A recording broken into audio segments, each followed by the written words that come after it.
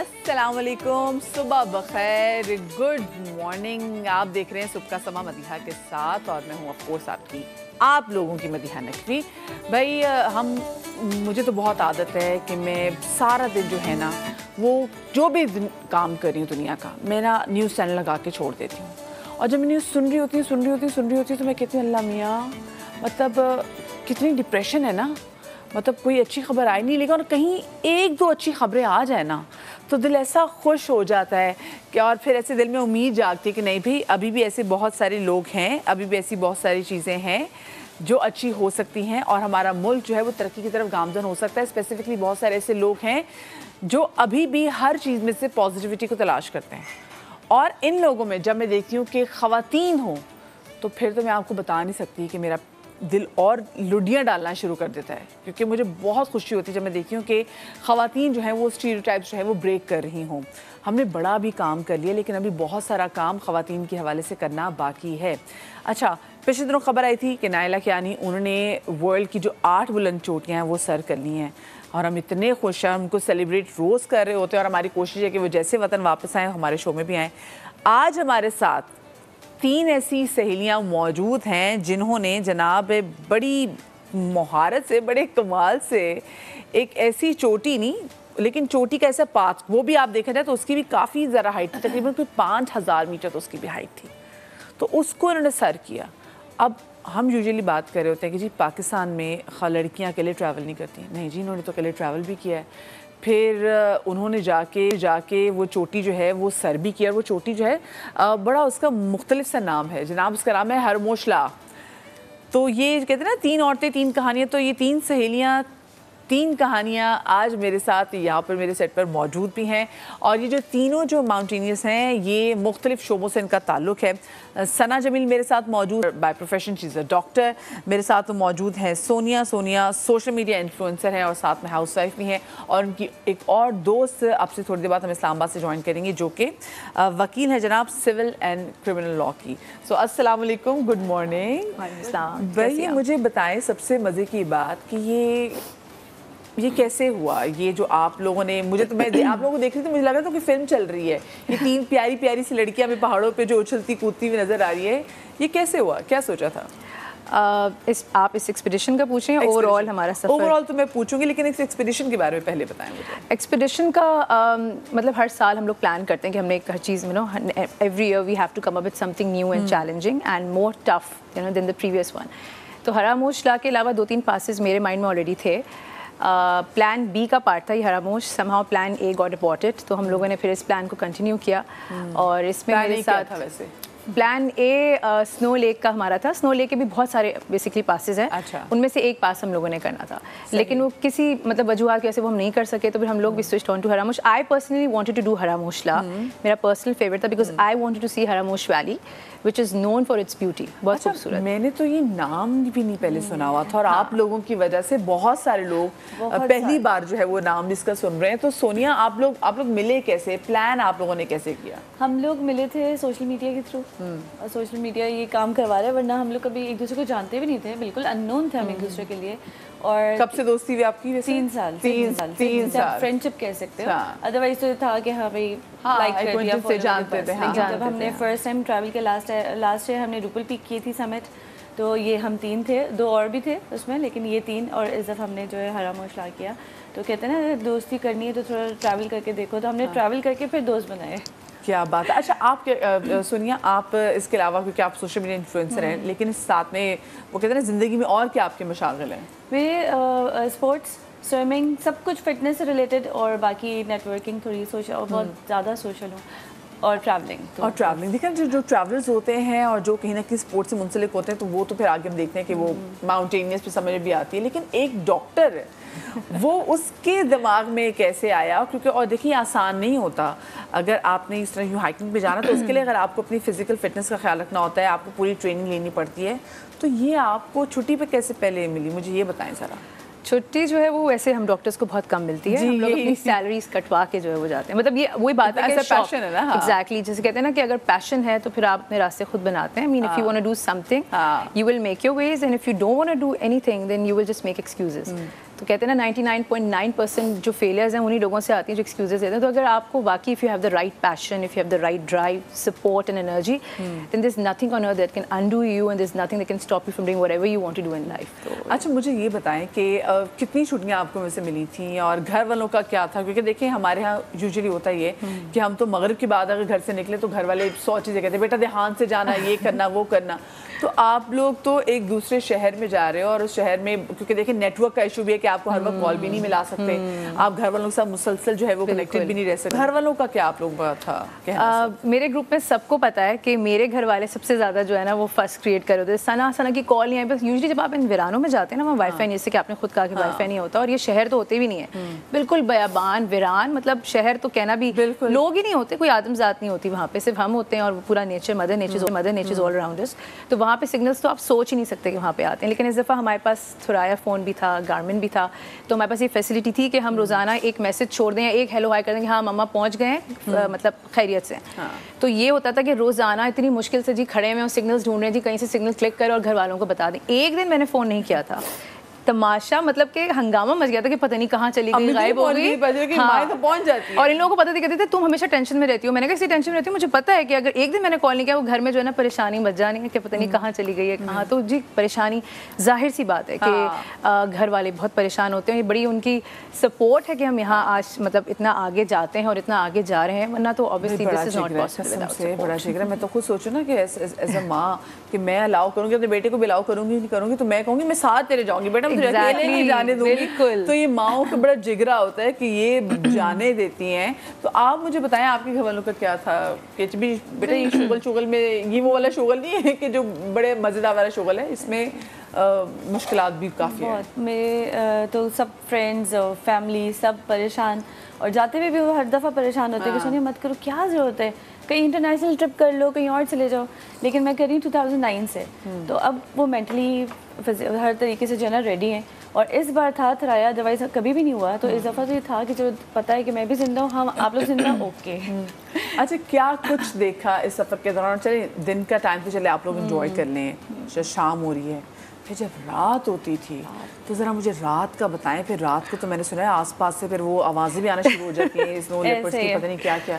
तो क्या इवन वो जो गधे जो इधर तो नहीं थे, लास्ट जो रूपल में थे, तो वो एक गधा करता था बोलता था और चारों तरफ से आवाज़ें गूंजती थी। वो ऐसा लगता था, और चारों तरफ हैबतनाक पहाड़ और अंधेरा और सिर्फ हम कुछ ख़वातीन, और तब होता था कि क्या हो रहा है। और इस दफ़ा तो हमने ज़लज़ला भी देखा जो कि मैंने आज तक तो कभी नहीं देखा था। और मैं हर बार सोचती थी कि अल्लाह ना करे कि यहाँ ज़लज़ला आया तो हम क्या करेंगे। और हम गार में थे और ज़लज़ला आया और बहुत बड़े जो पहाड़ हैं वो पत्थर नीचे गिरे और हम लोग बहुत खौफ आ गया था, सब बहुत घबरा गए थे।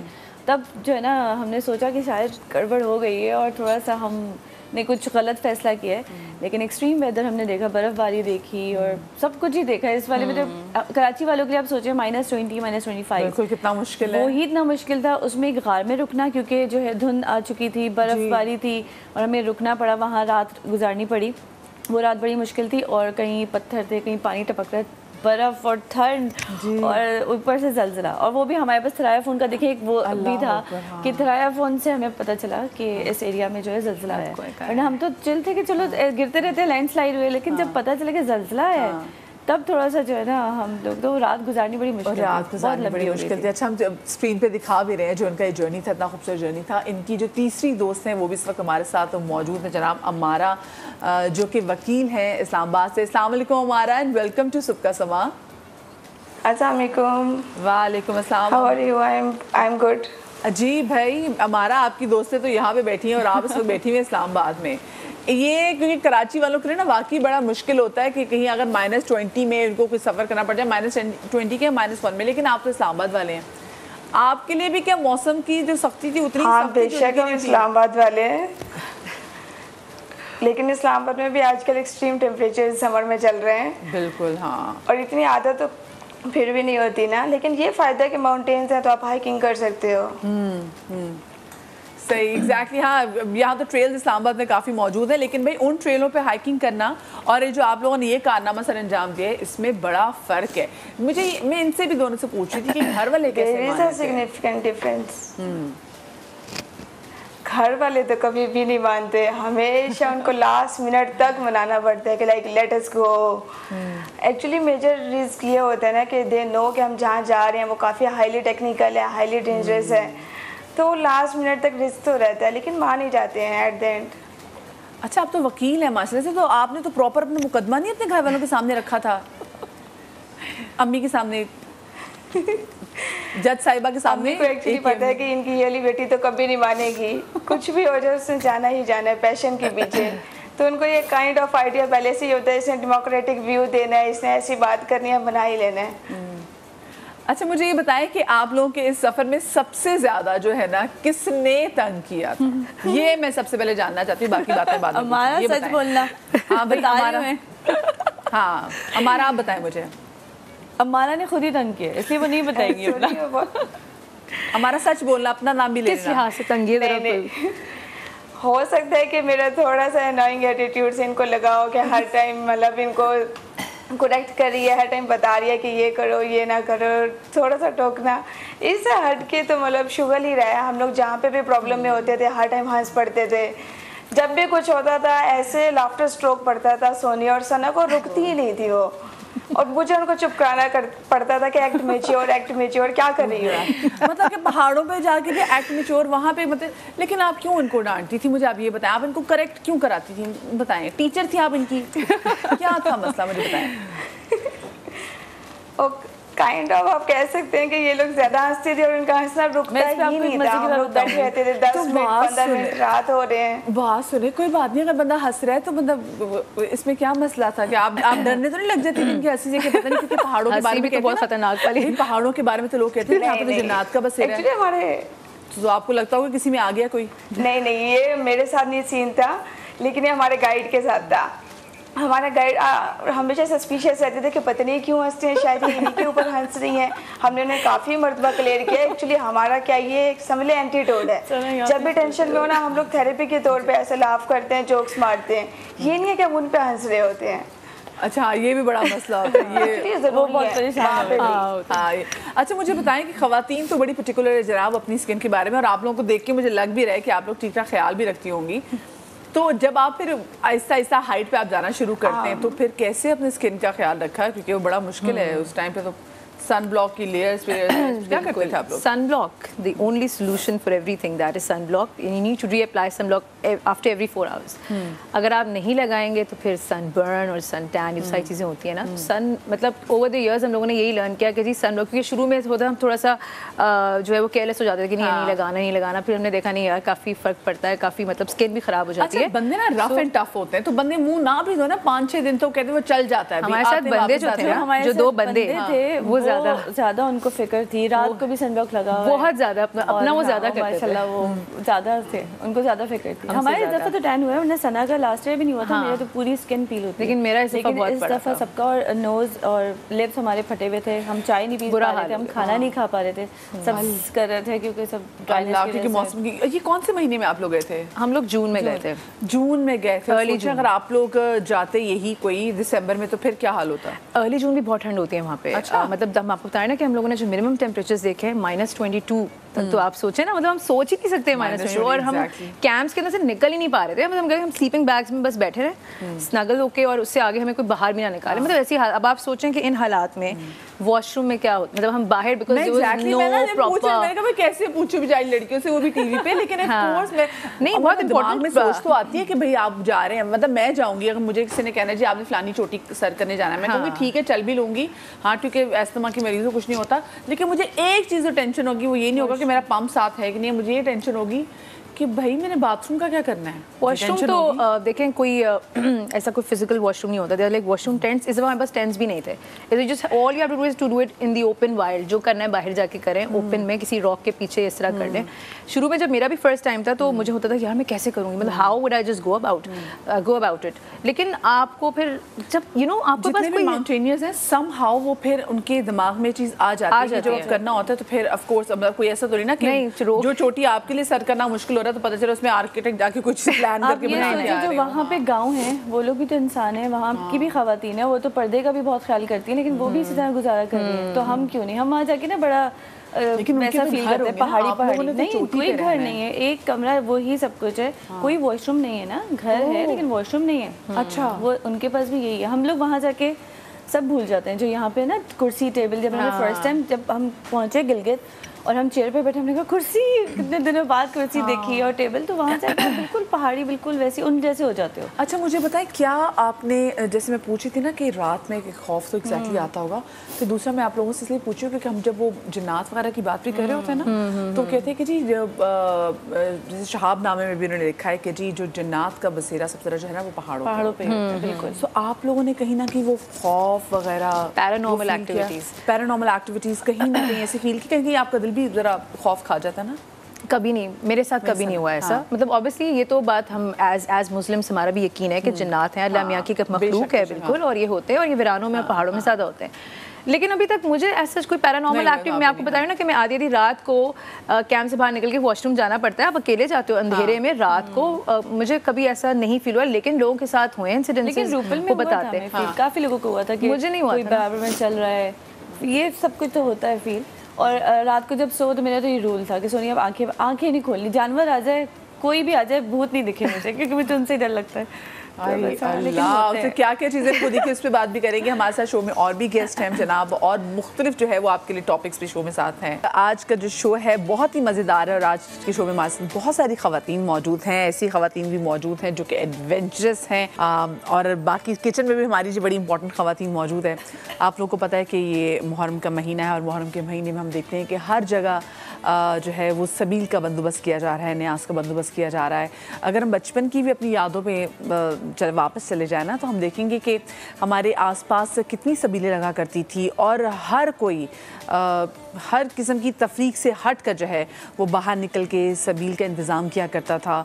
और जो न्याज जो हम स्पेसिफिकली देखते हैं, जो हलीम बन रही है, और हर कोई कम्युनिटी का हर बंदा जो है ना वो मिल के काम कर रहा होता था। अब क्योंकि इतना बिज़ी दौर है, उतना नफ्सा नफ्सी का आलम है कि वैसा नहीं होता, लेकिन उस टाइम में बहुत सारे ऐसे सफ़ेद पोश लोग जो कि किसी से तकाजा नहीं कर सकते थे, वो भी जी भर के और पेट भर के खाते थे, यानी कि इतना न्याज का बंदोबस्त किया जाता है। और अभी भी ऐसा ही है कि साहिब इस्तात लोग जो उनके इस्तात में होता है वो दिल खोल कर बनाते हैं।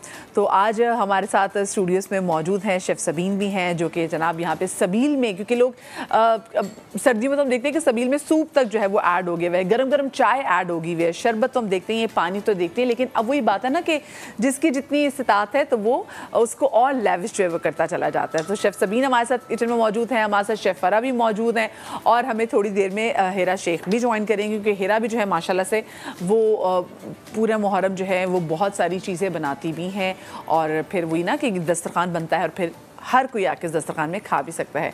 अच्छा, जो सबीन है वो मैं आपको बताती चलूँ, ये पहली मुहर्रम से जो है ना ये शरबत बनाती हैं। हमारे साथ स्टूडियो में अस्सलाम वालेकुम, कैसी हैं आप? ठीक है, मैं बिल्कुल ठीक, पर आप ठीक ठाक हैं? मैं बिल्कुल ठीक है। अच्छा शेफ़ सबीन, आप मुझे बताएं, क्योंकि आप पहली मुहर्रम से ही, जैसे मुहर्रम तो आप भी जो शरबत है, जो आपकी सबील है वो लगाना आप लोग शुरू कर देती हैं, रोज़ आप एक ही चीज़ वैसे बनाती हैं, ये रोज़ डिफरेंट चीज़ होती है? मदिया, हमारी जो सबील है वो आशूरे तक चलती है, उसमें ये होता है कि मुख्तलिफ फ्लेवर हम बनाते हैं उसमें, लेकिन दूध का शरबत जो है वो कंपलसरी होता है जो हम आशूरे तक बनाते हैं। इसके अलावा ये होता है कि मुख्तलिफ फ्लेवर होते हैं, और लोग अपने मतलब मौसम के हिसाब से भी, जैसे आपने कहा कि सूप भी रखा जाता है, और बहुत सारी ऐसी चीज़ें होती हैं जो सीज़न के हिसाब से भी हम उसको कैरी करते हैं। अच्छा, मुझे ये बताएं कि आप कितनी बड़ी तादाद में बनाती हैं, और अगर जैसे आपने कहा दूध का शरबत आप भी बनाती हैं, तो जो दूध है ये मतलब कोई वो आसान तो नहीं, तो अच्छा महंगा दूध है, अगर आप दूध के कई डब्बे भी बनाती हैं तो कितनी क्वांटिटी में बनाती हैं, और क्या आप खुद जो है वो सारा इसका बंदोबस्त करती हैं, या फिर आपके साथ बाकी फैमिली वाले लोग भी मिल के इमाम हुसैन की जो है राम ये सभी? हाँ बिल्कुल, हमारी फैमिली होती है, मेरे दोस्त अहबाब होते हैं उसमें, और दूध का शरबत जो है तकरीबन ऐसा होता है कि 12 मन का भी बनता है हमारे यहाँ, 24 मन का भी बनता है, है, तो क्योंकि न्याज का सिलसिला होता है तो उसमें ये होता है कि सब कंट्रीब्यूशन करते हैं। सबील में जो ये होता है कि भाई मतलब फैमिली के जैसे दोस्त हैं वो हमारे साथ मिलके हमारे एक सपोर्ट लाइक के, जैसे आप वो चंदे वाली बात हो गई, जैसे एक ज़माने में बच्चे चंदा लेते थे नेबर। अच्छा, मैं तो जानती हूँ खवातीन कमेटियाँ डालती थी कि भाई जी ऐसे बच्चे आते थे हमारे घरों पे। जब मैं अपना वक्त याद करूँ तो बच्चे आते थे घरों पे, बल्कि इवन कि मैं खुद भी गई हूँ क्योंकि बच्चों के साथ जो फ्रेंड्स होते थे, चलो, और पता है मधिया हम किसी घर जाते थे ना, वो खुशी से हमें सबील लगाने के पैसे देते थे, खुशी से पैसे देते थे और घर का हर फर्द देता था। वो जो मोहब्बतें, जो वो प्यार था ना, खुलूस, वो इतना अच्छा था। आपने बिल्कुल सही बात की, कितने राह चलते लोग हैं कि किसी को शरबत पीने को दिल चाह रहा है लेकिन पैसे नहीं है, तो ये एक ऐसा महीना है कि हर बंदा अपनी किसी भी झिझक को एक तरफ रख के ना वो इजीली पी सकता है, क्योंकि वो सबके लिए लगती है। बिल्कुल यार, वो ये नहीं है कि आपका सिर्फ उसके लिए मुसलमान होना जरूरी है, आप किसी भी मजहब से आपका ताल्लुक हो, आप बड़े आराम से आप जाके जनाब वो पी सकते हैं। अच्छा, आज आप जो है क्या बना रही हैं? आज हमारे पास मदिया मुख्तलिफ फ्लेवर हैं। सबसे पहले तो एक तो हमारे पास दूध का शरबत है। दूध का शरबत हम बनाएंगे, फ्लेवर है जैसे हमारे पास ग्रीन अगर कोई फ्लेवर है तो हम दूध में वो भी शामिल कर सकते हैं। तुख्मे बलंगा है, मैं आप कहें तो स्टार्ट कर। जी बिल्कुल, आप शुरू कीजिए। ठीक है। अच्छा, ये दूध हम यहाँ पर ले रहे हैं तकरीबन 1 लीटर के करीब। बिस्मिल्लाहिर्रहमानिर्रहीम। इसमें हमने बर्फ़ जो है वो पहले से ऐड की भी थी और उसके साथ हम लेंगे इसमें रेड फ्लेवर शरबत लेंगे, रेड कोई भी ले लें आप, ग्रीन ले लें, ग्रीन शामिल कर लेते हैं हम इसमें।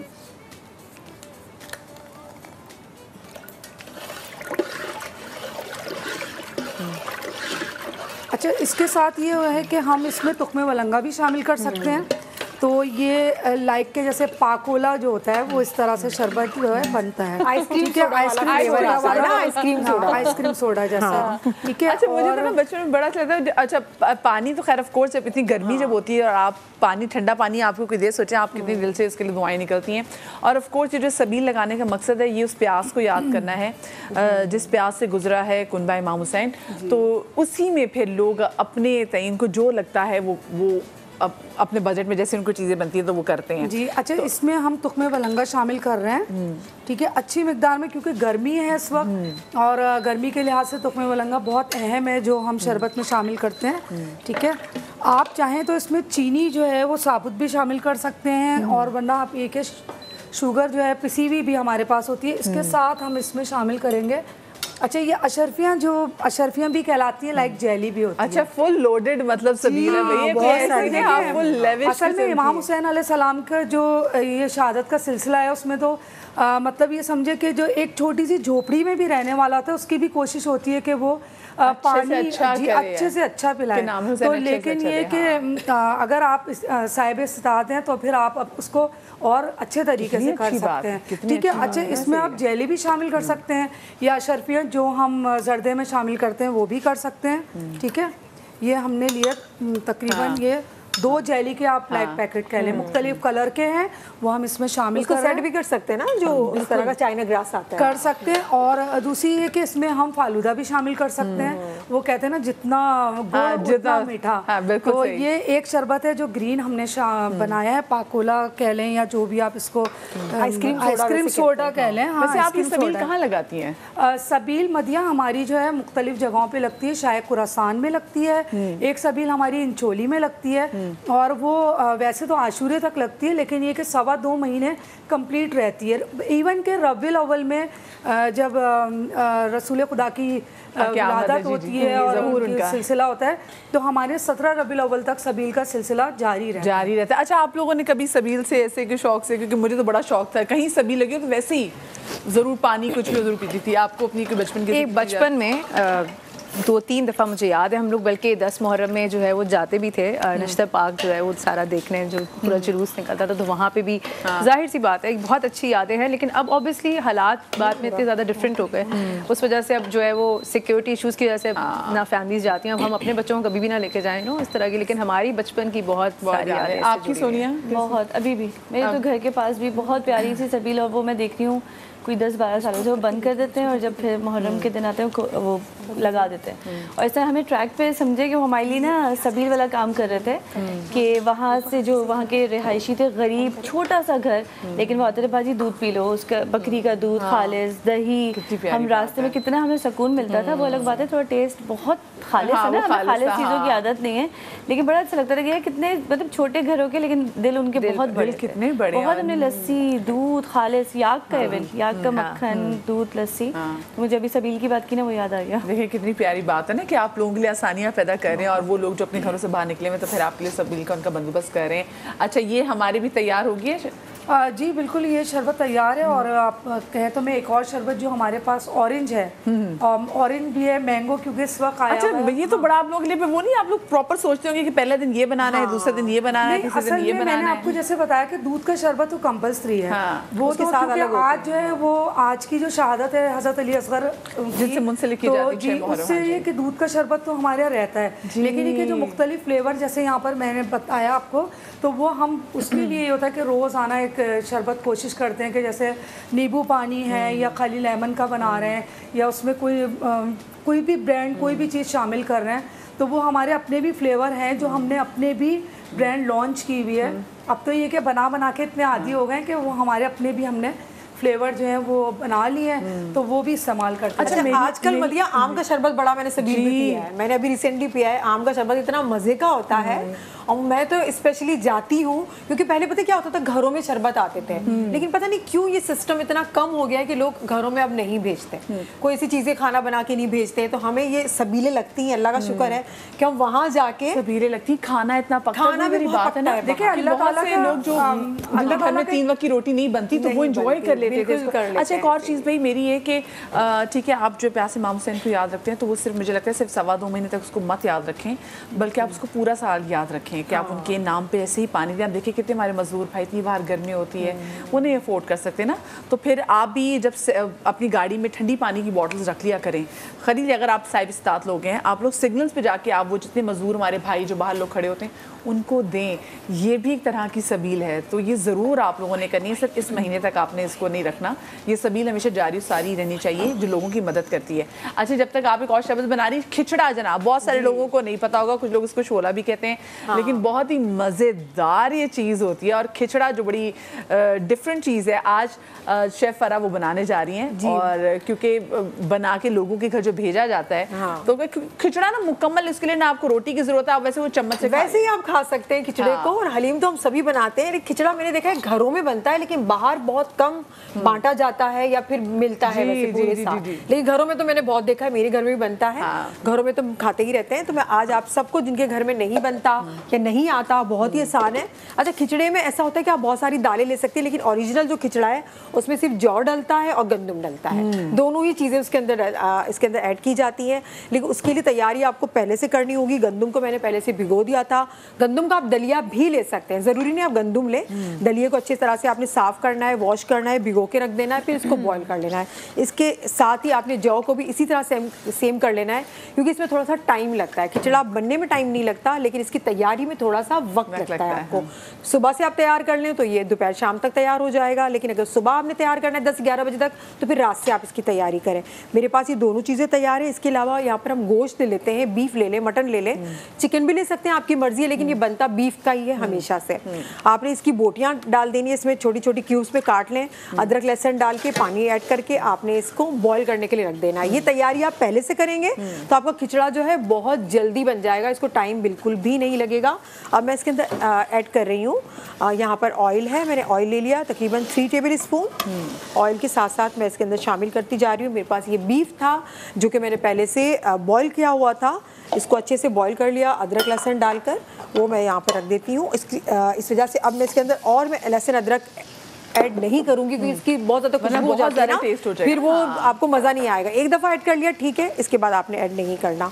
अच्छा, बहुत नॉर्मल मसाले होते हैं, ऐसा कुछ भी नहीं है कि आपने कोई पैकेट मंगवाना है या फिर आपने कोई मसाले इसको पीसना कूटना है, ऐसा कुछ भी नहीं। पैकेट तो खिचड़े का अवेलेबल ही नहीं होता, हर कोई खिचड़ा नहीं। लोग ये सोचते हैं ना हम किसी और का इसके अंदर ऐड कर लें तो बड़ी अच्छी खुशबू आ जाएगी, तो ऐसा नहीं, बहुत सिंपल रेसिपी। कुछ लोग अगर हलीम की जो पैकेट इसमें ऐड करना चाहें तो नहीं करें, वो उसका जायका खत्म हो जाएगा ना, इसीलिए मैं मना कर रही थी, बिल्कुल भी नहीं कीजिएगा। आप जो मैं मसाले बता रही हूँ वही ऐड करना है, क्योंकि इसका एक जो फ्लेवर है ना वो चेंज, बिल्कुल अलग जायका है, तो वो आपको मिलना चाहिए। मैंने ऐड कर लिया लाल मिर्च पाउडर, ये मैं 2 टीस्पून इसके अंदर ऐड कर रही हूँ। उसके साथ हल्दी पाउडर, ये मैं इसके अंदर 1 टीस्पून ऐड कर लिया। और ये है गरम मसाला 1 टीस्पून पाउडर मैंने ऐड किया है, ठीक है। अगर आप साबित डालेंगे तो वो मुंह में आएगा, क्योंकि आप स्पून से, जैसे मदिया ने बताया, ऐसे ही खाते हैं, इसको एंजॉय करते हैं। और ये है नमक 1.5 टीस्पून। बस हमने इसको हल्का सा भून लेना है। बीफ मेरे पास ऑलरेडी बॉईल था, टाइम नहीं लगेगा। बस जो लाल मिर्च पाउडर है उसकी थोड़ी सी जो कच्चापन है वो ख़त्म हो जाए, उसके बाद मैं इसके अंदर गंदम और जौ को शामिल करूंगी, उसको थोड़ी देर पकाऊंगी पानी डाल के, और हमारा खिचड़ा इतना जल्दी तैयार भी हो जाएगा। क्या बात है। हरा धनिया, अदरक, चाट बनाना होता है ना, तो हमने फिर कुछ प्रेप जो पहले से कर लेते हैं। अच्छा, मैं हमको ये इसकी बात कर रहे थे, जो दस्तरखान की बात कर रहे थे, सो और हम ये कहते हैं ना कि सिर्फ मुसलमान कम्युनिटी नहीं करती कि हम देखते हैं कि जी शिया सुन्नी और ये सबील करें। नहीं भाई, आप अगर आप इस पेशावर में जाएं तो आप देखेंगे कि वहाँ पे जो हमारी सिख कम्युनिटी है वो कितनी बड़ी तादाद में जो है वो लंगर करती है। वो इन्हीं दिनों में, मतलब रमज़ान में भी हम देखते हैं वो रोज़ा कुशाई किस तरह से करते हैं। और उसके बाद अगर आप लाहौर का भी रुख कर लें तो वहाँ पे जो हमारी सिख कम्युनिटी है ना, वो सबील में और लंगर में इन स्पेसिफिक महीनों में बड़ा बढ़ चढ़ के हिस्सा लेते हैं। वही बात है कि जहाँ पे एक तरीके से हमारी मुल्क की इकोनॉमी को जो है वो एक सपोर्ट मिल रही होती है, वहाँ पर वो बहुत सारे लोग जो पेट भर के नहीं खा सकते, वो भी जी भर के खाते हैं। वो शायद ही कोई पाकिस्तान में, मैं कराची की तो ऐसी बात बिल्कुल कह सकती हूँ, मैंने कराची में इतने लंगर देखे हैं कि मैंने पाकिस्तान के किसी भी शहर में इतने लंगर नहीं देखे। बिल्कुल ऐसी जगह तो मैं मान ही नहीं सकती कि इस शहर में कोई भी शख्स, चाहे वो किसी भी बैकग्राउंड से हो, खाली पेट सोए। ये हो ही नहीं सकता जितना शहर में लंगर होता है। और फिर जब लंगरों की निस्बत हम कर दें इमाम हुसैन से, तो आप सोचे कि फिर कितना खाना पकता है, बहुत कितना खाना पकता होगा। अच्छा जी, आप शेफ सबीन, आप दूसरी आप क्या शरबत बना रही है? दूसरा हमारे पास जो है मैंगो का फ्लेवर है, वो मैंने ऑलमोस्ट जो है उसको थोड़ा डिज़ोल्व होने के लिए रख दिया, क्योंकि बर्फ़ होती है तो बर्फ़ की वजह से चीनी जो होती है वो देर से कहते हैं घुलती है ना। आप चाहें तो उसका शीरा भी इस्तेमाल कर सकते हैं। मैंने यहाँ पे शीरा इस्तेमाल किया इसमें, और ऑरेंज मैंगो का जो फ्लेवर है वो यूज़ कर रही हूँ। और साथ में इसमें मैंने थोड़ा सा जो है काला नमक शामिल किया है। काला नमक से ये होता है कि फ्लेवर अच्छा आ जाता है। अच्छा जी, और ये तो मैं ज़रूर पीऊंगी अगर आपने मैंगो की शरबत में अगर आप काला नमक डाल रही हैं तो। जी बिल्कुल, आप इसको बिल्कुल ज़रूर टेस्ट करिएगा। मैंने इसमें बिल्कुल शामिल किया। आप 1/2 टीस्पून से भी कम क्वार्टर ना इसमें शामिल कर ले, और इसको मैंने अच्छी तरह मिक्स कर दिया। अभी इसमें मैंने पानी शामिल नहीं किया है, ताकि ये अच्छी तरह डिज़ोल्व हो जाए। उसके बाद फिर मैं इसमें पानी ऐड करूँगी। अच्छा, एक बात मैं और कह रही थी मदिया, कि ये अल्लाह ताला का निज़ाम है कि जैसे रमज़ान आते हैं, मुहर्रम आते हैं, मुख्तलिफ जो है त्यौहार आते हैं, जिसमें जो खाने का सिलसिला जो होता है लोगों का, जैसे अभी दस्तरखान की बात हो रही थी कि मुख्तलिफ जगहों पे लगे हुए हैं, लेकिन इसके अलावा भी हम जो दस्तरखान का सिलसिला करते हैं पूरे साल कर रहे होते हैं। और मुख्तलिफ पहला जो दस्तरखान था वो हज़रत अबू तालिब अलैहिस्सलाम के वहाँ से शुरू हुआ था, फिर उसकी निस्बत से जो आज वो इमाम हुसैन अलैहिस्सलाम पे आके वो सिलसिला जो है वो चल रहा है। और बिल्कुल दावत इस्लाम की थी जी। अच्छा चले, हम आपकी तरफ किचन में दोबारा आते थे, तो मैं ज़रा दोबारा से आती हूँ मेरे साथ, क्योंकि सोनिया और हमारा मौजूद है और बड़ा जनाब ये फ़न वाला फैक्टर करके आई है। मुझे बताएं, मेरी टीम के मेंबर बार बार पूछ भी रहे थे कि क्या इनसे पूछें कि इनको वहाँ पे छिपकलियाँ नजर आई इनको, जब ये ऊपर चढ़ी थी एकदम ये पहाड़ की चोटी पर चढ़ी थी, तो आगे से छिपकली आ गई, और फिर उसके बाद आपने और छिपकली ने एक दूसरे को आंखों ही आंखों में देखा, तो कोई बातचीत हुई छिपकली से? छिपकली ने क्या किया? तो बहुत छिपकलियाँ थी, लेकिन ओनली फर्स्ट डे, जो हमारा फर्स्ट डे का ट्रैक था, हम अरंदू से मनपीगोड़ा कैंप साइट पे जा रहे थे, तो वो ज़रा टेरेन थोड़ी सी हॉट और ड्राई थी, तो वहाँ पे हम लोग को बहुत ज़्यादा, मतलब ला तादाद आपसे बोलते हैं ना, हम खुद परेशान होते हो क्या रहा है, जहाँ हम जा रहे हैं यहाँ से एक इधर जा रही है, बर्फ में तो आप छिपकली सोच भी नहीं सकते। वो सिर्फ फर्स्ट डे हम लोगों ने देखी थी, उसके बाद देवर नो छिपकलीज। लेकिन वही बात है कि क्योंकि इतना हम लोग को लंबा वो ट्रैक भी उनका कोई 6 से 8 घंटे का ट्रैक था, और चलना बहुत ज़्यादा था, और क्योंकि फर्स्ट डे था धूप बहुत ज़्यादा थी, तो वो दिमाग में नहीं आता कि यार यहाँ से छिपकली, वो हमें देख के वो खुद ही साइड लाइन, मतलब खाने पीने का आप लोग क्या करते थे? हमारे साथ पोर्टर्स होते हैं, और जिन्हें मैं तो रियल हीरोज़ कहती हूँ, तो वो बहुत मेहनत करते हैं हमसे ज़्यादा। हम तो सिर्फ चढ़ते हैं ना, वो सारी कैंप लगाना, वो आपके साथ चढ़ भी रहे होते हैं, कैंप लगा रहे होते हैं, इक्विपमेंट कोई प्रॉपर उनके पास कपड़े नहीं, नॉर्मल शलवार कमीज़ में, नॉर्मल शूज़, और हम प्रॉपर शूज़ वगैरह में, तो प्रॉपर गियर्स के साथ और खाना वो पकाते हैं। लेकिन जैसा भी हो, कच्चा पक्का रोटी मोटी सी और कच्ची, उस वक्त होते हैं खाना, उससे पेट भरना जरूरी है।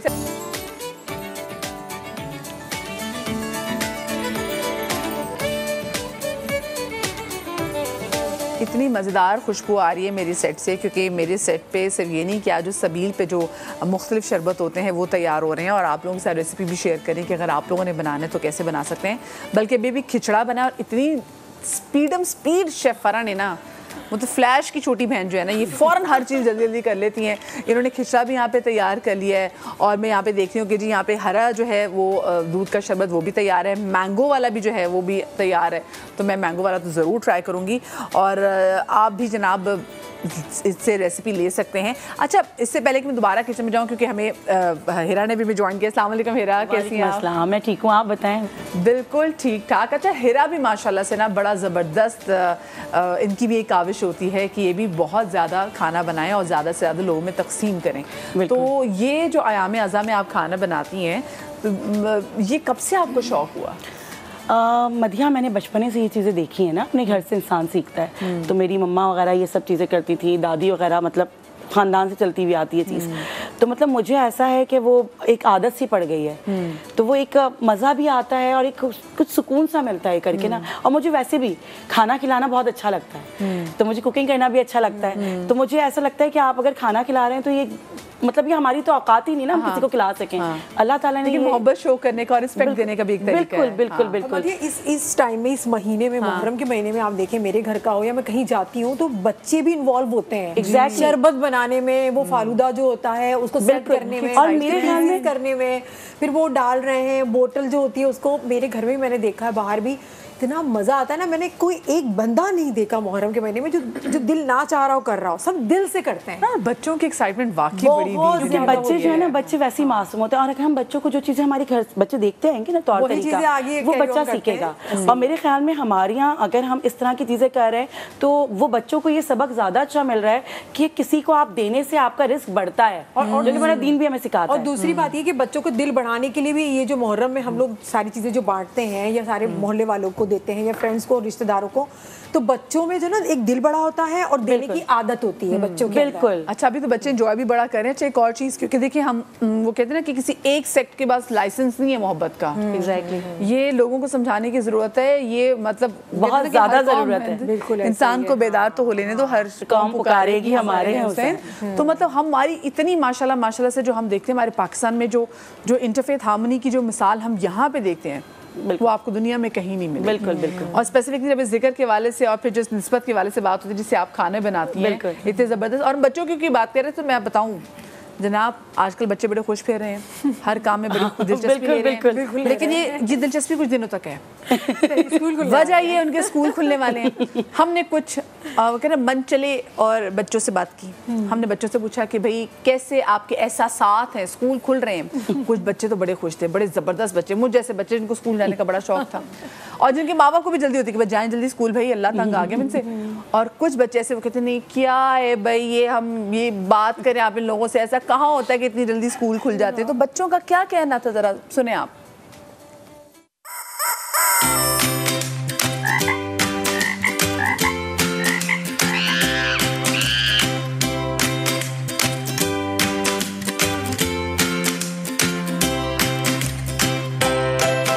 अभी तो हम लोग नानी के अभी नहीं गए थे, अभी से स्कूल हो 6-7 बजे उठ के जाना पड़ता है, नींद खराब होती है। सुबह उठती हूँ तो 8 बजे नींद खराब हो जाती है। बेड के ऊपर जंपिंग भी होती है जिससे बेडशीट्स वगैरह सब ख़राब हो जाती हैं। पेंट कलर्स करते हैं तो हर जगह पे होते हैं वो पेंट कलर्स, वॉल पे, बेडशीट्स पे, इनके अपने कपड़ों पे। स्कूल में मज़े भी होते हैं, मेरे फ्रेंड्स मुझसे बात भी करते हैं, और हम लोग लेट भी नहीं आते हैं क्योंकि हमारी गाड़ी भी बहुत तेज़ है। छुट्टियों में पार्क जाता हूँ, और एक दिन ना हम लोग ना वो टर्टल बीच गए। स्कूल बहुत मजे का लगता है, लेकिन सुबह उठने के वक्त नहीं इतना अच्छा होता। मेरी राय के मुताबिक हमें 12 बजे उठना चाहिए और 6 बजे वापस आना चाहिए। इस तरह स्कूल के लिए भी अच्छा है, हमारे लिए भी फायदेमंद है।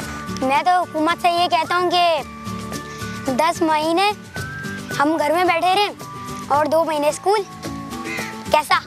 अगर मैं पाकिस्तान के प्रेसिडेंट बन जाऊँ तो मैं करती कि छुट्टियाँ और स्कूल जाने के दोनों बराबर होते हैं। ये नहीं कि 10 महीने स्कूल जाएं और 2 महीने छुट्टियां मिलें।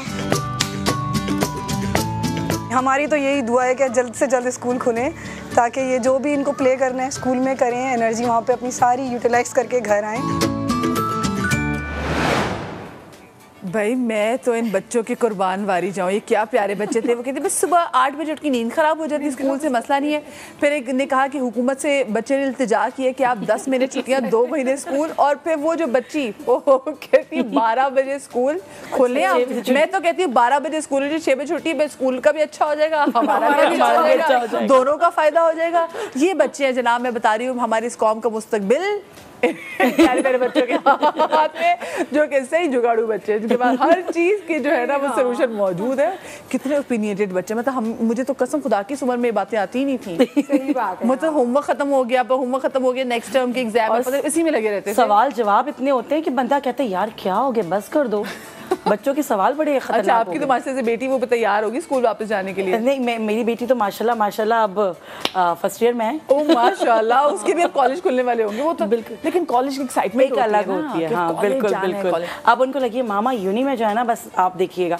मैंने कहा लो भैया, मतलब अभी से जो है ना मुझे मामा मुझे ये लेना है। उनका फ़ोन की बड़ी वो हो गई है ना कि ये वाला फ़ोन चाहिए। मैंने कहा यार अल्लाह को मानो, ये क्यों इतने अच्छे अच्छे फ़ोन आना शुरू हो गए कि पेरेंट्स को जो है ना वो तंग करके रख दिया बच्चों ने, डाल दिया वैसे अरे पेरेंट्स को। हाँ अच्छा, चले हम वापस अपने टॉपिक की तरफ जाते हैं जो नजर छोड़ के आए थे। जी, तो क्या आज आप क्या बना रही हैं हमारे शो में? मैं बना रही हूँ चने का पुलाव। चने का पुलाव, बिल्कुल भाई मजेदार, बिल्कुल बिल्कुल। वैसे तो मेरे घर में बहुत सारी चीज़ें बनती हैं मुहर्रम के हवाले से, तो जिसमें हलीम भी है, चने की दाल गोश्त भी है, शरबत भी है जो कि मुहर्रम में 7 तारीख से स्टार्ट हो जाता है।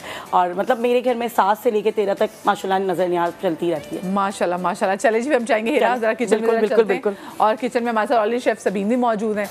चले जी आज जी। और हम ये चने के मुझे बताएं, मैं अक्सर ना बाहर की जगहों का जब लंगर वगैरह का कभी खाने को मिले चने का पुलाव, तो ना उसका टेस्ट बड़ा मुख्तलिफ होता है जो हम घरों में बनाते हैं। वो किसकी वजह क्या होती है? मुझे उसका जो लगता है वो लगता है कि जो चने का पानी होता है ना, अक्सर लोग वो पानी डालना भूल जाते हैं, सिर्फ चने डाल देते हैं। ओह इतना तो मजेदार होता है चने का पानी कभी नहीं फेंकना चाहिए। शेफ आप बता सकती हैं फराह, मतलब माजरत फराह के आगे तो बोलते हुए थोड़ा सा वो होता है ना, लेकिन चने जनाब हम बनाते हैं। साथ में मैं चाहूंगी कुछ रेसिपी तो आप वैसे बताएं, क्योंकि बड़ा आपका एक जबरदस्त जो ड्रामा था वो फल्ला, वो इतने मजे का कैरेक्टर था कुद्दूसी साहब की बेवा। क्या बात करे हो जी, कौन सा ड्रामा?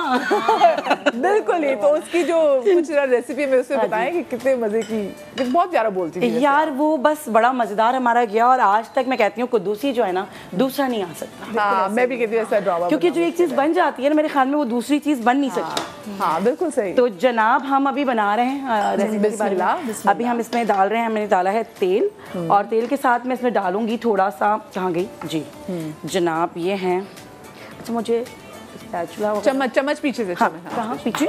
अच्छा चलिए जी, क्योंकि मैं शेफ तो नहीं, आप लोगों को पता है जनाब। तो मैं इसमें डाल रही हूँ प्याज, जो कि हम लाइट सी ब्राउन करेंगे, और उसके साथ ही हम थोड़ा सा इसमें मैं जो अक्सर है वो डालती हूँ गरम मसाला, ज़ीरा, सब एक साथ ही चीज़ें ऐड कर देती हूँ ताकि इतनी टेंशन ना हो आपको, ताकि बाद में आप परेशान भूल जाते हैं समटाइम। तो मैं इसमें लौंग डाल रही हूँ 3-4, थोड़ी सी इसमें जाएगी काली मिर्च, और थोड़ी सी छोटी इलायची, मतलब आप 2-3-4 डाल दें खुशबू के लिए। खुली हुई है ये, तो जो खुली हुई है मैं वही डाल रही हूँ। सही जनाब, तो ये 4 ये डल रही हैं, और हम डालेंगे बाबू इसके अंदर थोड़ा सा जब ये भुन जाएगा तो फिर हम इसमें डालेंगे ना अदरक लहसुन का पेस्ट। वाह जी ये अदरक लहसुन की तासीर और होगी। वैसे इसका जो एक क्रेडिट जाता है ना वो जाता है मजहर मुइन को।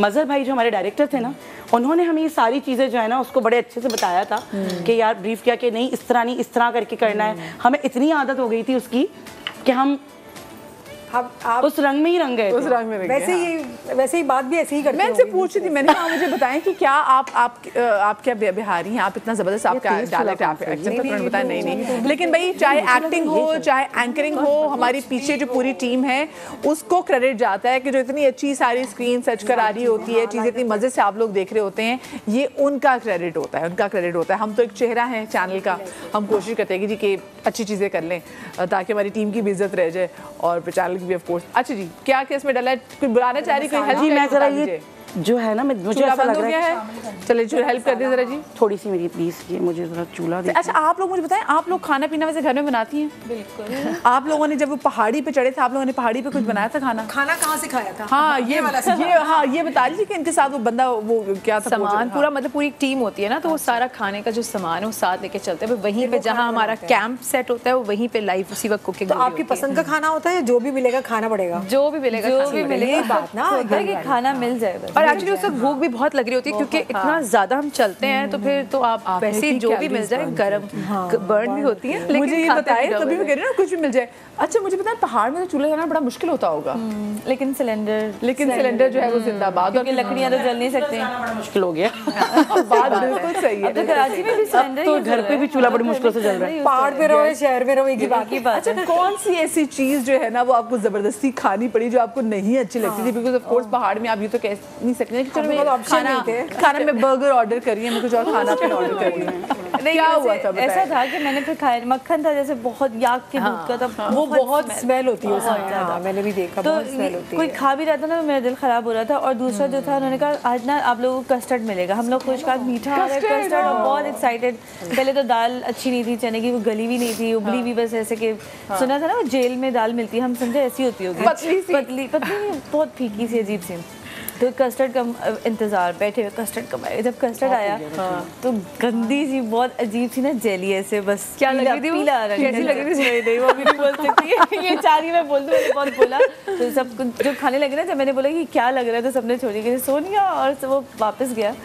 तो हमारा जो ना दिल वहाँ पे टूट गया, काफी दिल टूटा बहुत। अच्छा वो सूप क्या पिया था आपने, मुझे ये बताएं, क्या सूप पिया था? वो इन लोगों ने, जब हम लोगों ने अपना पूरा एक्सपीडिशन सक्सेसफुली कंप्लीट कर लिया था, तो वहाँ इन्होंने जो एक पहाड़ी बकरा जो है वो ज़िबा किया, और उन्होंने कहा कि हम जी सूप बनाएंगे और इसकी कढ़ाई भी बनाएंगे मटन की ना।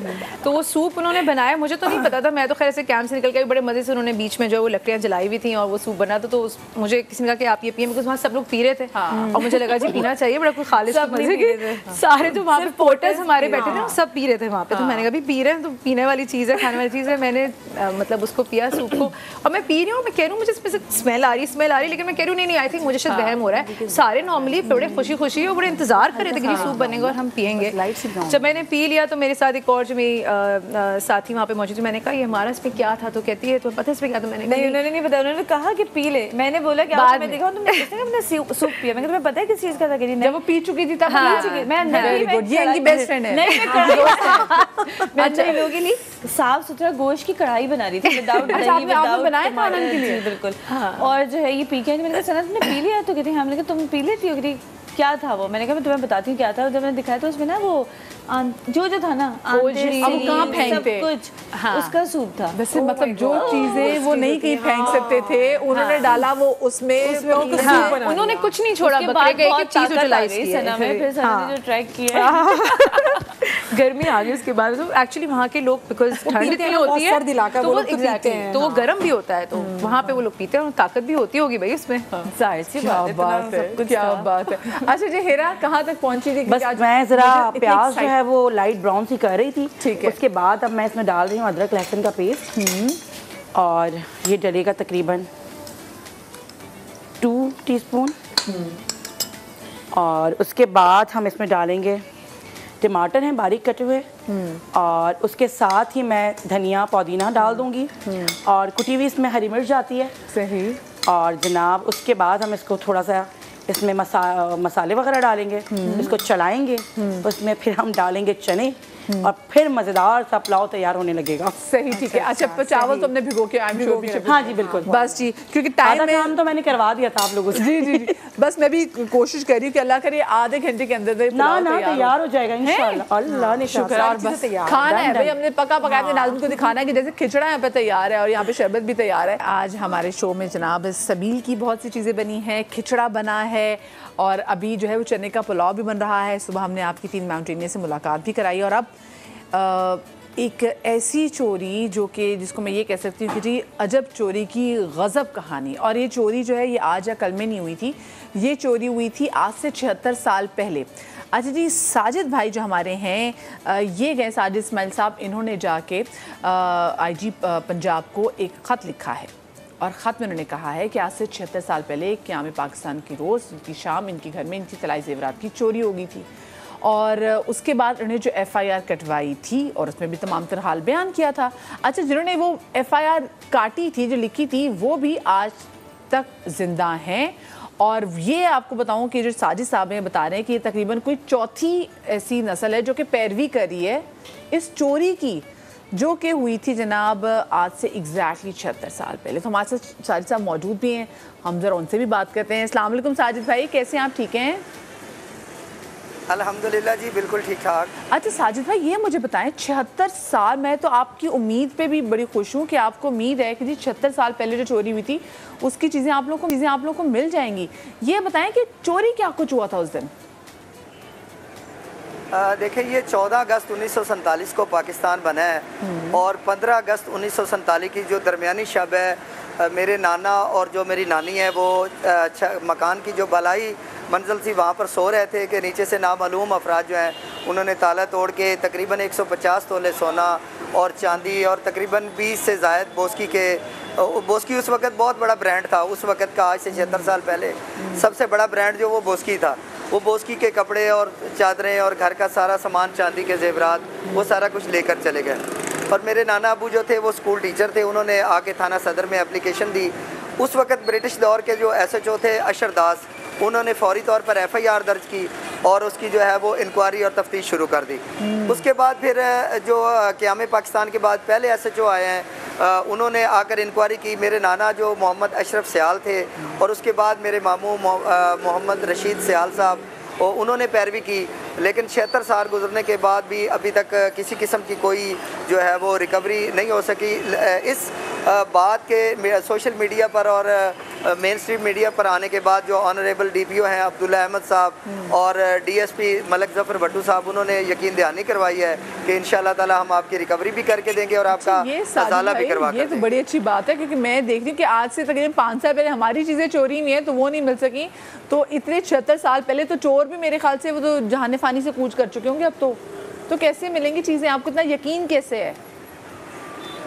देखें जी, हम तो अल्लाह की ज़ात पे यकीन करके बैठे हैं। अब दुनिया तो चाँद पर पहुंचने वाली है और हमारी 76 साल पुरानी FIR जो है वो अभी तक हम वो लेकर बैठे हैं। लेकिन अब यकीन दहानी करवाई है ऑनरेबल अब्दुल्ला अहमद साहब जो DPO चिनियोट हैं और मलक जफ़र भट्टू साहब और मुतलका जो SHO साहब हैं, उन्होंने यकीन दहानी करवाई है कि इंशाअल्लाह ताला हम आपकी रिकवरी करवा के देंगे। मैं तो देख रही हूँ कि बच्चों के बच्चे 4 नस्लें जो हैं वो तकरीबन माशाल्लाह से अब आप चौथी नस्ल है जो इस केस की पैरवी कर रहे हैं और अभी तक भी जो आपको तमाम तो चीज़ें रिकवर नहीं हुई। अल्लाह करे मिल जाए जनाब, लोगों का बड़ा यकीन माने, एतमाद बहाल हो जाएगा कि देखिए भाई तब का वैसे सोना अगर नहीं मिलता फ़र्ज़ करें तो क्या मिलेगा। खैर मैं आपसे पूछूंगी तो सही, लेकिन इंसानी हकूक़ के वकील इस वक्त ज़िया अहमद अवान साहब भी मेरे साथ स्टूडियोज़ में मौजूद हैं। ज़िया साहब, वैसे मैं तो कहती हूँ मेरा तो ईमान ताज़ा हो जाएगा कि अगर इनको वो तमाम तो चीज़ें मिल जाए और अगर नहीं भी मिलती, क्योंकि ऑफ कोर्स बड़ी चीज़ें, हमारी अंगूठी कोई कड़ा चोरी हो तो खुल जाता है अगले दिन ही जनाब, डिज़ोल्व हो जाता है, तो इनके अगर पैसे ही मिल जाए बड़ी बात है। मुझे तो नहीं लगता ऐसा कुछ होगा, जो गो के पुलिस ने इनको बहुत अच्छे पोलाइटली हैंडल किया होगा। लेकिन बात यह है कि हमारे जो लॉ में है कि जब आप पुलिस इन्वेस्टिगेशन करती है और इसमें इन्होंने बताया कि इन्वेस्टिगेशन भी चेंज हुई है, जिसने FIR काटी उसके बाद फिर वो अशर दास और उसके बाद किसी सालिम मोहम्मद साहब को मिला था वो, तो उन्होंने कोई रिपोर्ट मेरा ख्याल है किसी कोर्ट में जाके सबमिट नहीं किए। अच्छा। या कि वो उन्होंने इन्वेस्टिगेशन का नतीजा क्या निकला वो मुझे नज़र नहीं आया। तो बात यह है कि जो प्री पार्टीशन की बात है, आपको पता पार्टीशन में लोगों के सब कुछ लुट गया, सब कुछ लुट गया था। लेकिन ये पार्टीशन तो एक दिन और अफसोस इस बात का है कि पाकिस्तान में या इंडिया में कभी इस पे कोई ऐसे रिसर्च नहीं हुई है। मैं आपको बताऊं कि जो इतने करोड़ों लोग डिस्टर्ब हुए और वो एक जगह से दूसरी, सब कुछ लूट गया उनका। इनके तो ये घर में सलामत थे, इनका सिर्फ सामान गया है। लोगों की तो बेटियां चली गई, लोगों के साथ बच्चे चले गए, लोगों के साथ उनका कत्लेआम हुआ। तो ये एक दिन की जो दरमियानी रात की बात कर रहे हैं, ये अच्छा है कि इसको परसू कर रहे हैं और ये एक सब्जेक्ट है कि जिस पे हमारी एकेडेमिया को देखना चाहिए कि हमारा ये जो देखें, दुनिया की सबसे बड़ी माइग्रेशन जो है फोर्स माइग्रेशन, ये हमारी आज तक इतनी बड़ी माइग्रेशन कभी नहीं हुई जो पाकिस्तान और इंडिया के दरमियान हुआ, और इस पर कभी रिसर्च नहीं हो। मुझे एक दफ़ा एक जर्मन स्कॉलर जो है लड़की थी, वो पाकिस्तान आई, मुझे मिल के गई, उसके बाद वो वापस गई और जर्मनी में वो उस पर रिसर्च कर रहे थे। ये आज से कोई 15-20 साल पुरानी बात है। And they invited me to Berlin. उधर जाके हमने इस पे पूरी बात की कि वो पाकिस्तान और इंडिया की माइग्रेशन पे जर्मनी में काम हो रहा था। यहाँ कभी कुछ नहीं हुआ। हमें नहीं पता कितने लाखों लोग मर गए, उनके वो गए कहाँ, अगर वो अगवा हो गए तो वो कहीं उनका कोई चांस है मिलने का, कोई ऐसे कमीशन नहीं बने। यहाँ तो अब इतने कमीशन बने हुए। ये जो पार्टीशन में जो लोगों का लॉस हुआ है, चाहे वो इंडिया में हो या पाकिस्तान में, I am not talking about सिर्फ पाकिस्तानी या मुसलमानों की बात नहीं कर रहा, मैं तो हिंदुओं की भी बात कर रहा हूँ, मैं सिखों की भी बात कर रहा हूँ। यूजुअली देखा लोगों ने जमीनों पे जो है वो ज्यादा किया, फिर कहीं ना किसी गवर्नमेंट ने फिर आगे से उनको कंपनसेट भी किया। लेकिन मुझे अब सर साजिद भाई ये बताएगा कि अगर आपको ये कंपनसेट कर भी दिया जाता है, खैर वही बात है ना कि 76 साल बाद जो है चौथी नस्ल जब इसको आगे परसू करी है, अगर ये आ भी जाता है तो अब फिर ये किसको जाएगा? पहले तो जेवर नानी का था, अब अगर वो पैसे आ जाते हैं तो अब तो आपकी नानी भी नहीं रही, तो वो पैसा किधर जाएगा? उसका तो है ना। सबसे पहले तो मैं ज़िया वान साहब से एक बात पूछना चाहता हूँ कि इसकी कानूनी पोजीशन क्या है? क्या हमें ब्रिटिश गवर्नमेंट को ये लेटर लिखना पड़ेगा या हमें जो है वो यहाँ पर परसू करना पड़ेगा?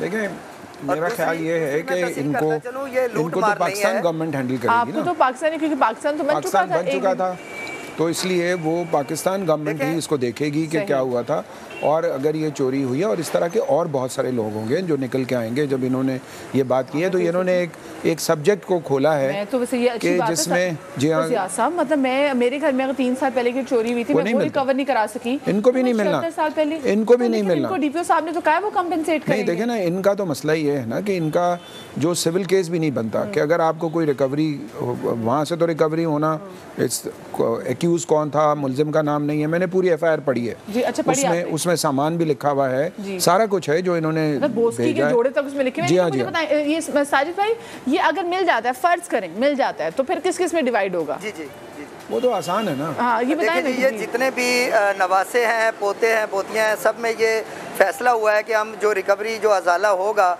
इंशाल्लाह ताला हम उसको किसी रिफाई काम के लिए सर्फ करेंगे। तो अब मेरी गुजारिश ये है ज़िया साहब से कि मुझे कोई कानूनी रास्ता बता दें, कोई जिसमें कोई हमारी हेल्प हो सके कि हम कौन सा कानूनी रास्ता अख्तियार करें जिससे हमारा अजाला हो सके। अच्छा, मुझे सिर्फ एक बात बता दें, उस वक्त जो आपका जेवर चोरी हुआ था, तो आप उस वक्त के जो सोने की जो प्राइस थी फी तोला, आप उस पर उसको मानेंगे या अभी जो करंट फी तोला सोने की प्राइस है उसको मानेंगे? देखिए, हमारी तो एप्लीकेशन है 150 तोला की, वो 150 तोला की रिकवरी हमें चाहिए। वो आज का रेट हो जाए या पिछला रेट हो जाए, हमें तो सोना जो है वो रिकवर मिल जाना चाहिए। चलो, मैं अगर आपका रिकवर हो गया, यकीन माने मेरी अम्मी खुद जो हुकूमत पंजाब को ख़त लिख देंगी जो घर में चोरी हुई थी, तो बड़ी बात है। अगर अच्छा, ऐसा है कि जो ये जानना चाह रहे हैं, तो सियासतदान अपने आलू पालक मांग लेते हैं। जब पाकिस्तान की पार्टीशन हुई थी, वो कहते हैं हमारे आलू पालक जो वो दादी पका रही थी वो भी हम छोड़ के आ गए, यहाँ लोग आलू पालक मांग रहे हैं। हम तो 150 तोला सोना हमारा नुकसान पाकिस्तान में मौजूद भी नहीं है, वो फौरन भाग भी गए। देखें, जो साजिद साहब जानना चाह रहे हैं, मेरा इनको मशवरा ये है कि पहली बात तो ये कि ये मालूमात करें उस वक्त के ज़माने में जो मजिस्ट्रेट होते थे, उनकी अदालत से अगर कोई डॉक्यूमेंट कोई ऐसा है कि जो कोई फ़ाइल बनी थी, नहीं बनी थी, इसका चालान सबमिट हुआ था, नहीं हुआ था, और अगर इनको कुछ नहीं मिलता तो इनको जो है ना वो लाहौर हाई कोर्ट में पिटिशन करनी चाहिए ताकि वो गवर्नमेंट बुलाए उनको, क्योंकि अगर गवर्नमेंट ने नेग्लिजेंस की है और इन पे प्रॉपर इन्वेस्टिगेशन नहीं हुई, पुलिस ने इन्वेस्टिगेशन नहीं की, अब रिकवरी तो बहुत मुश्किल काम है, लेकिन इनके एफआईआर में एक बात है कि उन सारी चीज़ों का हवाला दिया हुआ है कि इसमें कितना तोला सोना था, कितने बोस्की के थे, तो बात यह है कि वो सारी चीज़ें वो इन्होंने मेंशन की हुई हैं, क्योंकि ये बाद में नहीं बता रहे कि हमारी इतनी चोरी हुई है, उसी वक्त एफआईआर का पार्ट है जो बहुत अच्छा था। तो मैं ये कह रहा हूँ कि उसमें 5 साल की सज़ा है उस सेक्शन में। किसी के घर में ट्रेसपास करके, मतलब आप किसी के घर में बगैर इजाज़त के दाखिल होकर चोरी करके ले जाएं कोई चीज़, तो उस वक्त उस ज़माने में जो है ना ये सेक्शन लगती थी जो उन्होंने लगाई है। अब तो बाद में हमारे यहाँ लॉ चेंज हुआ, डकैतियाँ, ये सारा वो डकैती है एक्चुअली जो इनके घर में हुई है। तो बात ये है कि ये इनको चाहिए कि ये लाहौर हाई कोर्ट में पिटिशन करें और वहाँ जाके बोलें और पुलिस को उसमें पार्टी बनाएं, आईजी को ही बनाएं और होम डिपार्टमेंट को बनाएं, बाकी लोगों को, और उनको बुलाएं कि भाई उन्होंने क्या प्रोग्रेस की है इसमें, बताएं वो। सर तो और मतलब है जो बाकी भी चोरियां होती हैं, फिर अगर उनकी भी हम चालान वगैरह फिर अगर कटें तो वो तो लोग जाते हैं कोर्टों में, जाते हैं, फिर उस पे भी लोग तो काफी पुरुमीद हो जाएंगे। हम रोजाना कितने कभी इम्कानात है कि इनका जो लॉस है वो रिकवर हो जाएगा? देखिए वो इम्कान तो बहुत कम है, फ्रैंकली स्पीकिंग। मैं इनको डीमोरलाइज नहीं करना चाहता, लेकिन इनकी जद्दोजहद है, मैं समझता हूँ इन्होंने ये बात उठाई है। और जहाँ तक रहा कि ये जाएगा किसको इन केस अगर कोई रिकवर, तो उनकी खालें वगैरह सब में देखिए उसके लिए हमारा लॉ है, हमारे यहाँ विरासत का लॉ है। विरासत का लॉ जो है वो मोहम्मदन लॉ कहलाता है। मोहम्मदन लॉ में ना पूरा टेबल दिया हुआ है कि कौन कौन से रिश्ते से किस, अगर कोई नहीं होगा तो क्या होगा, अगर उसके इंतकाल हो गया तो क्या होगा, तो वो पूरा टेबल बना हुआ है। तो वो इनके इख्तियार में नहीं है, वो तो फिर कोर्ट उसके लिए अगर कोई चीज़ ऐसी होती है तो ये कोर्ट में जाएंगे, अपना विरासतनामा दाखिल करेंगे। अच्छा साजिद भाई मुझे बताएं कि वो जो नानी थी वो आपकी नानी थी, आपकी अम्मी की नानी थी? नहीं, मेरी नानी थी। अच्छा, और आपकी अम्मी हयात है? था जो मुद्दई मुकदमे के, नहीं मेरी अम्मी फौत हो चुकी। अच्छा ठीक है, इनकी तो इनका वो तो देखें शजरा होता है, वो तो शजरा, वो पूरा शजरा बना हुआ होता है कि अगर देखें कई जगह ऐसा होता है कि बेटा नहीं है तो बेटियां होंगी, फिर और किस में जाएगा, अगर बेटा है और उनकी बेटियां भी हैं तो उनमें जाएगा, फिर अगर वो उनका इंतकाल हो गया तो उनके बच्चों में जाएगा, अगर उसका भी इंतकाल हो गया तो उनके बच्चों में जाएगा। वो तो अब ये कह रहे हैं ना कि वो कह रहे हैं हमने फलाही काम में देना, नहीं वो तो ऐसे ये देखें ना, ये तो जब होगा इनको मिलेगा तो हर एक आपकी मंशा चाहिए, इनके इख्तियार में नहीं है वो। फिर सारे जो लीगल एयर्स होंगे, जो विरासत जो वारिस होंगे, वो डिसाइड करेंगे। चले अच्छा, इन केस आपको नहीं मिलता तो फिर आप बताएं आप क्या करेंगे साजिद भाई? एहतजाज जो पूरे ये तो रियासत की जिम्मेदारी है, हम अपनी आवाज़ तो उठाते ही रहेंगे इंशाल्लाह ताला। हमें अल्लाह के घर में बड़ी उम्मीद है और डीपीओ चिन्योर जो अब्दुल्ला मलिक साहब हैं और मलिक ज़फ़र भट्टू साहब, उन्होंने हमें पूरी यकीन दहानी करवाई है कि इंशाल्लाह ताला आप बेफिक्र रहें, हम आपका इसका अजाला कर देंगे इंशाल्लाह ताला। चले अल्लाह करे जी, इजाला हो जाए, बड़ी बात है। तो मैं भी लग रहा है कि एक घर चिन्योर में चिन्योर में शिफ्ट हो जाते हैं कि डीपीओ साहब इतने अच्छे के नुकसान के जाले की बात करें, लेकिन अल्लाह करे जी आपकी मुश्किल आसान हो। साजिद भाई हमारे साथ मौजूद थे और बड़ी बात थी नस्ल सोचें, मतलब नानी के यहाँ चोरी हुई थी और उसके बाद चौथी नस्ल ने कहा कि नहीं एफआईआर भी फॉलो अप कर रहे हैं ना, फॉलो अप करें। वो बंदा भी जिंदा है जिसने वो एफआईआर काटी थी, लेकिन मतलब क्या, लेकिन देखें ना उसमें नामालूम, इसमें एफआईआर में लिखा हुआ है कि नामालूम मुल्ज़मान, तो नामालूम इन्होंने किसी को आइडेंटिफाई नहीं किया हुआ। अगर आइडेंटिफाई होता तो फिर तो आप उनके फैमिली से रिकवरियां करते हैं, उनको अरेस्ट करते हैं। अगर वो नहीं है तो मुझे लगता है चोर भी फौत हो गए होंगे। वो ज़ाहिर है वो 76 तो बहुत होता है ना, वो उस वक्त उसकी क्या एज होगी उन लोगों की, पुलिस मुकाबले में ना मारे गए, अगर वो 20-25 साल के भी हों तो अभी जो है ऑलमोस्ट वो 100 साल हो गए। 100 साल, ठीक है ना, तो फिर 100 साल के बाद आप कौन, हम भी नहीं रहेंगे, ज़ाहिर कोई भी नहीं रहेगा। वो तो हमारा, हम 100 साल भी देख लेते हैं, ये उम्मीद लगाना भी बड़ी बात है, जैसे उनकी इतनी अच्छी उम्मीद थी। लेकिन भाई बड़ी एक, लेकिन बहुत इंटरेस्टिंग स्टोरी इसलिए है कि देखें हमारे इस पार्टीशन में बहुत दुख भरी दास्तानें हैं जो हम भूल गए। हम भूल गए कि लोगों ने क्या कुर्बानियां दी हैं, लोगों पे क्या गुजरी है, लोग लुट पुट गए। ये तो चले अल्लाह उनको सलामत रखे कि ये तो छत पे थे और नीचे से सारा सामान चला गया। सामान की अहमियत अपनी जगह पे, लेकिन आपको पता है कि उसमें जो हालात बने हैं उस पे भी आप लोगों को प्रोग्राम करने चाहिए कि प्री पार्टीशन के लोग उन्होंने क्या देखा। मैं जब अपने बुजुर्गों से सुनती हूँ कि किस तरीके से लुट पुट के वापस आए और गोद में लाश थी, जैसे मेरी नानी के बारे में मुझे पता चलता है कि जब वो कितना तकलीफ थे प्रोसेस था कि जब वो ट्रेन में आए भी हुए हैं तो गोद में एक बच्चा है वो भी जिंदा नहीं है, और इस पे कोई दिन भी नहीं मनाया जाता जी कि जिस दिन हम उसको याद करें इन चीजों को। और आपको पता है चले वो तो सारी कुर्बानी की तरफ, लेकिन वो जो ट्रॉमा है ना वो मैं फील करती हूँ कि वो ट्रॉमा नस्ल दर नस्ल चला आता है। वो माएँ वो ट्रॉमा अपनी बच्चियों में ट्रांसफर करती है, फिर वो आगे से वो ट्रॉमा समा वो हमें भी आया है। तो वो जो पार्टीशन का इम्पैक्ट है ना वो इतना बड़ा, देखें ये माल और दौलत तो वैसे भी दुनिया में रह जाएगी, लेकिन वो जो जानी नुकसान हुआ है ना उसका तो इजाला किसी भी तौर पे नहीं किया जा सकता। दुनिया की सबसे बड़ी माइग्रेशन है अब तक रिकॉर्ड है कि इतनी बड़ी माइग्रेशन कभी नहीं हुई। होती हैं बहुत सारे मुल्कों में, लोग ट्राइब्स एक दूसरे के खिलाफ होते हैं, मार देते हैं, चाह रहे होते हैं, लेकिन इतनी बड़ी माइग्रेशन नहीं हुई। चलिए जब हम इतनी कुर्बानियों की बात करते हैं फिर उसके बाद हम फिर से वही बात है ना कि माह मुहर्रम में फिर इमाम हुसैन की कुर्बानी देखते हैं, तो फिर हमें कोई भी कुर्बानी जो है ना वो किसी भी मानी की नहीं लगती। अच्छा जी, किचन में हमारे साथ क्योंकि आज जो सबील के लिए शरबत तैयार हुए हैं जो है आज हेरा जो है, क्योंकि हेरा हमारे साथ मौजूद थी, वो शेफ़ नहीं है लेकिन वो अकीदत में बनाती हैं। ट्राई करें, मैं जनाब बिल्कुल आके ट्राई भी करने जा रही हूँ, और क्योंकि ये चने का पुलाव जो है वो उन्होंने बनाया है, और चने का पुलाव मुझे इतना अच्छा लगता है, इतना अच्छा लगता है। मैं आ जाइएगा, बिल्कुल झूठ नहीं होना चाहिए, बिल्कुल झूठ, सच, मैं सच ही बोलूँगी, हाँ जो बोलूँगी सच बोलूँगी, सच के सिवा कुछ नहीं बोलूँगी। मैं चने ज़रा स्पेशली पकड़ी यहाँ से, इसलिए मोहब्बत से बनी हुई चीज़ें जायका ही अलग होता है। हाँ ये बात तो है बिल्कुल। जी वही जो यहाँ बनाई थी जी बिल्कुल। दिस इज रियली नाइस, मजे का बहुत अच्छी खुशबू बहुत अच्छी आ रही है इसमें, बहुत मज़ेदार, यकीन मानिए बहुत मज़ेदार। और मुझे यकीन नहीं आ रहा कि आधे घंटे में ये तैयार हो। बस आप लोगों की मोहब्बत है, this is very nice, thank you so much. तो आई एम श्योर कि आप लोगों ने भी, अगर आप लोगों ने बनाना हो बना सकते हैं, बहुत जल्दी बना है, वेरी नाइस। सबील बहुत मज़े की थी, और खिचड़ा मैंने भी टेस्ट करना है, मेरी टीम ने भी टेस्ट करना है। टीम वाले मेरे सामने आके खड़े हो गए कब शो खत्म हो और कब जो है हम इस तरफ आए। बिल्कुल। अच्छा, इसके अलावा से आप क्या बनाती हैं? मैं हलीम बनता है मेरे यहाँ 9 मुहर्रम को, और 8 को मेरे यहाँ जो है वो बिरयानी बन रही होती है, और फिर उसके बाद खीर चलती है, मतलब माशाल्लाह चने की दाल, गोश्त और ये सारी चीज़ें, और शरबत तो आपको पता है कि ये तो कंपलसरी है ना।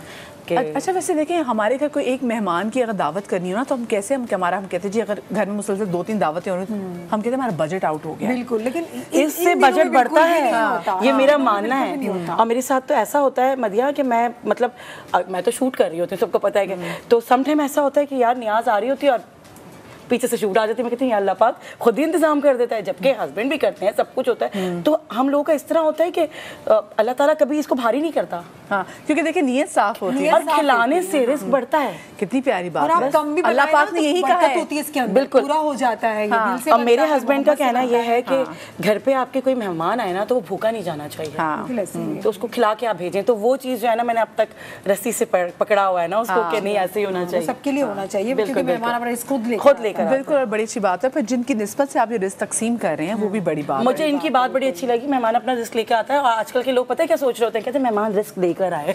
हाँ, कुछ आता क्या लेकर आ रहे हैं खाने के लिए तो प्लीज रिस्क जो है ना अपने घर का बनाना, मेहमान को खिलाएं, रिस्क आएगा। चलिए जी, बहुत शुक्रिया शेफ फराह आपका, आपका बहुत शुक्रिया हेरा, आपका बहुत शुक्रिया शेफ सबीन, आपका बहुत शुक्रिया जी। और क्योंकि आज का जो हमारा शो था काफ़ी ज़्यादा लोडेड था, मैं बच्चों का भी शुक्रिया अदा करना चाहती हूँ जिन्होंने आज मेरे शो में बहुत ज़्यादा ही जान डाल दी। लेकिन बच्चों के मुतालबात ज़रूर पूरे किया जाए, लेकिन अगर इन बच्चों के मुतालबात पूरे कर देंगे तो फिर हमारा बनेगा क्या, हमारा मुस्तकबिल का क्या होगा? अगर ये बच्चे 10 महीने छुट्टी करेंगे, 2 महीने स्कूल जाएंगे, तो फिर जनाब हो गया हमारा काम।